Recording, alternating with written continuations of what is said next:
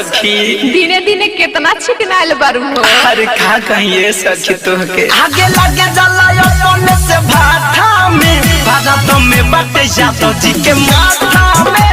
आगे लगे जला अपने से भाटा में भारत में बाटे यादव जी के माथा में।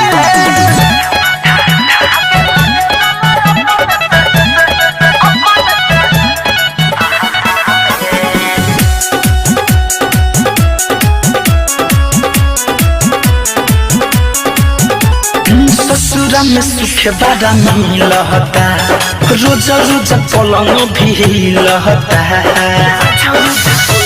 अरे सखी ससुरा में सुख बड़ा मिलता रोज रोज पलंग भी लहता। दिन पर दिन गोराता देहिया गगरी जवनिया के डोलता। याद नहीं आवे मोरा यार के कमी नहीं होला कोनो प्यार के। मिले लगा सवाद पियला पे सखी खाता हमें। अरे पाउच वाला अरे ना हो सकी अरे रात भर अपने से मोथेल। आगे लगे जला अपने से भाटा में भारत में बाटे यादव जी के माथा में।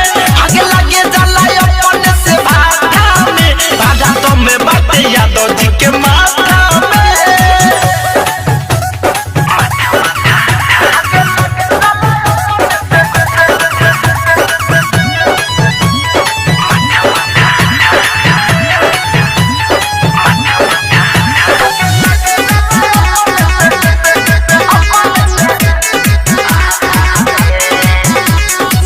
नहीं केहू से खोली हो कुछ ना धनंजय से बोली हो राज नहीं केहू से खोली हो कुछ ना धनंजय से बोली हो। राइटर दिनेश मरदा करदा कर देता हो ही चोलिया हो। चले जब कम छा छा के मन कर छोड़ दी भातल हार के।